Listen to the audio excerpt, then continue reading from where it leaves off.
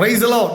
പ്രിയപ്പെട്ടവരെ, വിശുദ്ധ വേദപുസ്തകത്തിൽ 38 വർഷം ബെഥെസ്ദ കുളക്കരയിൽ കടന്ന ഒരു മനുഷ്യനെ നിങ്ങൾക്കറിയാമോ? ആ മനുഷ്യൻ പറയുന്ന വാക്കിതാണ്: എന്നെ എടുത്തിറക്കുവാൻ ആരുമില്ല. 38 വർഷത്തെ പാരമ്പര്യത്തിൽ കിടക്കുന്ന ആ കുളക്കരയിലെ ഏത് മുക്കും മൂലയും അറിയാകുന്ന ഒരു മനുഷ്യൻ.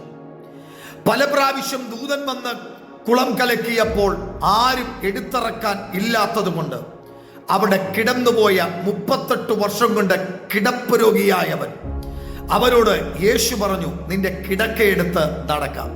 അതേ പ്രിയപ്പെട്ടവരെ, ഇന്ന് പകൽ യേശു പറയുന്നു, നിന്റെ ഏത് പഴകിയ വിഷയത്തിനും യേശുവിലൂടെ പരിഹാരമുണ്ട്.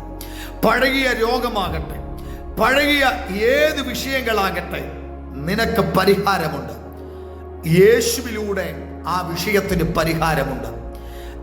നീ അത് വിശ്വസിക്കാൻ തയ്യാറാണെങ്കിൽ ഇന്ന് പകൽ പഴകിയ നിന്റെ രോഗമായിരിക്കാം, പഴകിയ കേസുകളായിരിക്കാം, പഴകിയ പല പല വിഷയങ്ങളായിരിക്കാം, ആമേൻ, പഴകിയ കുടുംബജീവിതത്തിന്റെ പ്രശ്നമായിരിക്കാം, പഴകിയ തലമുറയുടെ വിഷയമായിരിക്കാം.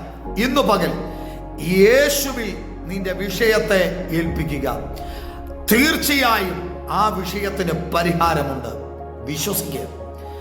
യേശു 38 വർഷത്തെ പാരമ്പര്യത്തെ കിടക്കയെടുത്ത് നടക്കാൻ പറഞ്ഞ് വിഷയത്തിന് പരിഹാരം നൽകിയെങ്കിൽ ഇന്നു പകൽ അതെ, നിന്റെ വിഷയത്തിനും പരിഹാരമുണ്ട്. നിശ്ചയമായി ആ വിഷയത്തിന് വിടുതലുണ്ട്. വിശ്വസിക്കുക. യേശു ആ വിഷയത്തിന് ജയം തന്നിരിക്കുന്നു. വിശ്വസിക്കുക. God bless you. In Jesus' name, Amen.